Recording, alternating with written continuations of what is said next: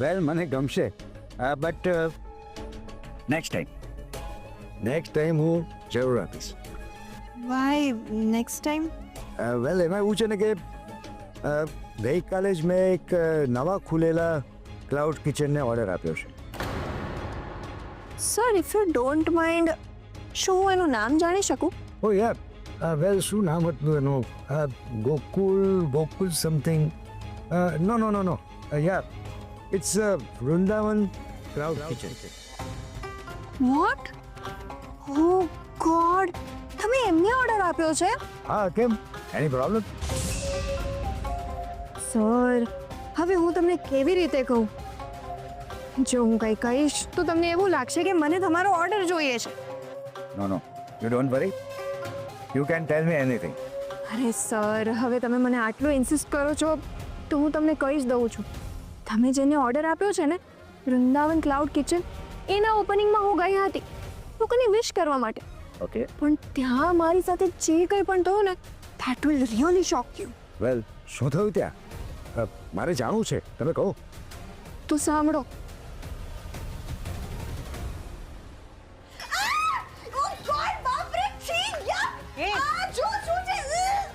શું થયું?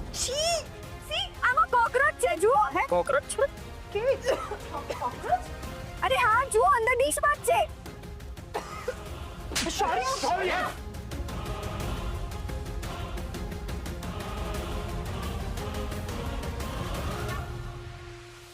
બંધ થઈ જશે. આ તમારું ક્લાઉડ કિચન છે ને, બંધ થઈ જશે. તો જોઈ શકો છો દર્શક મિત્રો, વૃંદાવન ક્લાઉડ કિચનની અંદર પહેલા જ દિવસે કસ્ટમરની પ્લેટમાં કોકરોચ નીકળ્યો છે. કેમેરામેન હિરેન સાથે હું રિપોર્ટર દેવાંગ. વેલ આટલા મોટા ન્યૂઝ જો બન્યા હોય તો મારી જાણ બહાર કઈ હિસાબે રહી ગઈ? અરે સર તમે ન્યૂઝની વાત છોડો ને, આ ઘટના મારી સાથે બની છે ને, એટલે તમને ચેતવું છું. ક્યાંક એવું ના થાય કે તમારા મહેમાનોની સામે તમારે નીચું જોવાનું થાય. તમારી દિવાળી સેલિબ્રેશનની પાર્ટીમાં શહેરના મોટા લોકો આવવાના હશે ને? રાઈટ. વેલ મારી પાર્ટીમાં પોલિટિશિયન અને મોટા બિઝનેસમેન ફેમિલી જોડે આવવાના છે. C so sir you have to be very careful.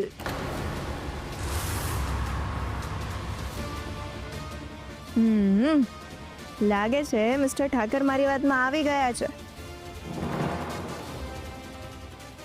જો સર હું એવું નથી કહેતી કે તમારો ઓર્ડર મને આપો, પણ તમે પણ તો સમજદાર છો ને, એટલે બધું સમજી વિચારીને કરજો. અને તમારો કિંમતી સમય મને આપવા માટે હું તમારી ખૂબ આભારી છું. Thank you so much. And yes, happy Diwali in advance sir. Happy Diwali. You too. Thank you.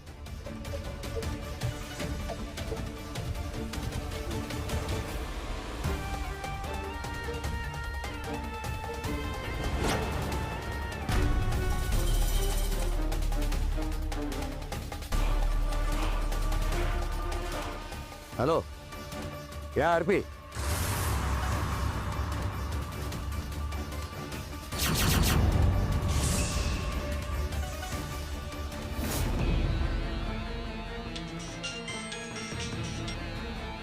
હા બોલ કિયારા, શું થયું? પિયા, તું ભગવાનને પ્રાર્થના કર કે આપણું કામ થઈ જાય. હા, એટલે તને મિસ્ટર ઠાકર મળ્યા? તારી એમની સાથે વાત થઈ? હા, હું મિસ્ટર ઠાકરને મળી પણ ખરી અને ડિટેલ્સમાં બધી વાત પણ કરી દીધી. શું વાત થઈ મને કહીશ? હા, મેં એમને કહી દીધું કે ઓપનિંગમાં જ મારી ડિશમાંથી કોકરોચ નીકળ્યો હતો, અને એવું પણ કહી દીધું કે જો તમારે મને ઓર્ડર આપવો હોય તો આપો, ને ના આપવો હોય તો ના આપશો, પણ એ લોકોને તો ઓર્ડર આપતા જ નહીં. વાવ, ધેટ્સ ગ્રેટ. યસ. કિયારા, મને નથી લાગતું કે આવું સાંભળ્યા પછી કોઈ સામાન્ય માણસ પણ આમને ઓર્ડર આપે. મને આ તો મોટા બિઝનેસ ટાઇકૂન છે. 10 જગ્યાએ ઇન્ક્વાયરી કરીને બધું કરતા હોય છે.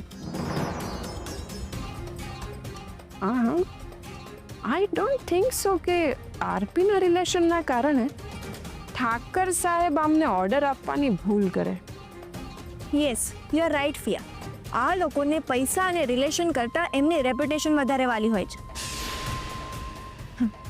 મેં દિવાળી પહેલાં જ બોમ્બ નાખી દીધો છે એ પૂછશે ને એટલે તને આપોઆપ ખબર પડી જશે.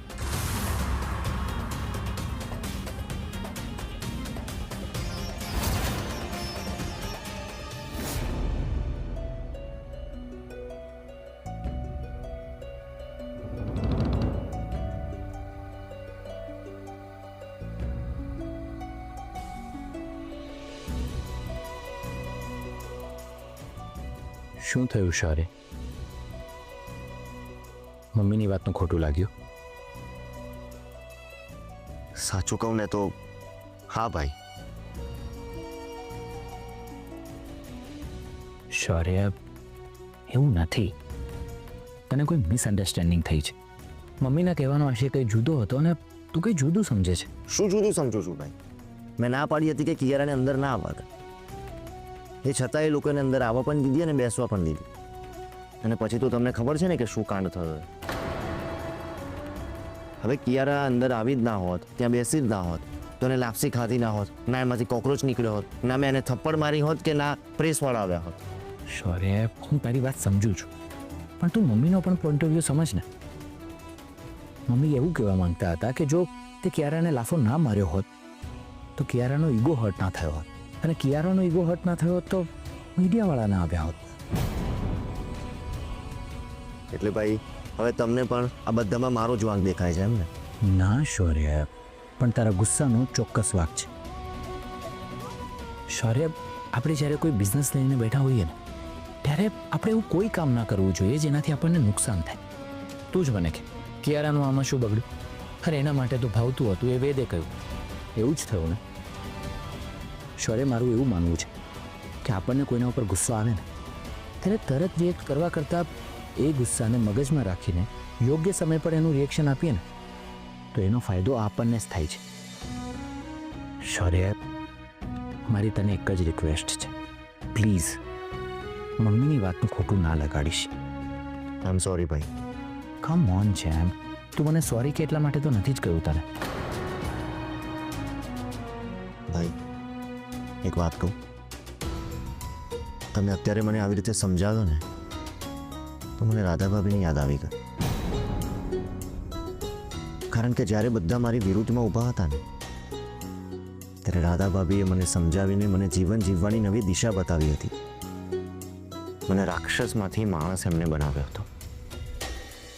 બાકી અત્યારે હું જેલના કોઈ ખૂણામાં સડતો હોત. શૌર્ય, જે કંઈ પણ થાય છે સારા માટે થાય છે. આપણે આવી જ રીતે એકબીજાને સાચવીને એકબીજા સાથે રહીને જીવન જીવવાનું છે. શૌર્ય, મેં હંમેશા એક વાત નોટિસ કરી છે, આપણે ત્યાં જે કંઈ પણ થાય છે ને એ ગમે તે રીતે કિયારાને તો ખબર પડી જ જાય છે. ભાઈ આ વાત તો મેં પણ માર્ક કરી છે. પણ કેવી રીતે એ નથી સમજાતો. તું જો ને, આ ઘરમાં આપણી ફેમિલી અને પપ્પાજીની ફેમિલી સિવાય બીજું કોઈ રહેતું જ નથી. તો પછી આ બધી વાતો બહાર કેવી રીતે જાય છે? એક વાત કહું ભાઈ? હા બોલ ને. પ્લીઝ તમે ખોટું ના લગાડતા, પણ મને એક વ્યક્તિ પર ડાઉટ છે. તું કોની વાત કરે છે? નીતા પર.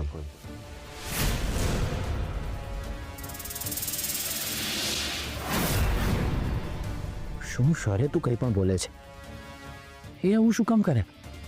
આઈ એમ નોટ શ્યોર ભાઈ, પણ ઘણી વાર મને એવું લાગ્યું છે કે એમનું જે બિહેવિયર છે ને બહુ અજીબ લાગ્યું છે મને. એ છે કંઈક અલગ ને દેખાડે છે કંઈક અલગ. નાના શૌર્ય, મીતાભાઈ બહુ સારા છે. એ આપણા બધાનું કેટલું ધ્યાન રાખે છે, દરેક વાતમાં આપણી હેલ્પ પણ કરે છે. તું જો ને, જ્યારે કિચનનો સામાન ગોઠવવાનો હતો ત્યારે એક સ્ત્રી હોવા છતાંય આપણે બધાનો કેટલો સાથ આપ્યો હતો. અને પેલું શું કહેવાય, આપણે જ્યારે કિચનની સાફ સફાઈ કરતા હતા ત્યારે પણ તો આવ્યા હતા ને. હા ભાઈ. તો પછી અરે મીતાભાઈ વિશે આવું વિચારવું પણ પાપ છે. સોરી ભાઈ, આ તો મને જે લાગ્યું મેં તમને કહ્યું. કદાચ હું ખોટો પણ હોઈ શકું. શું છે કે ક્રિમિનલ સાથે રહ્યો છું ને એટલે બધાને શંકાની નજરથી જોવાની ટેવ પડી ગઈ છે.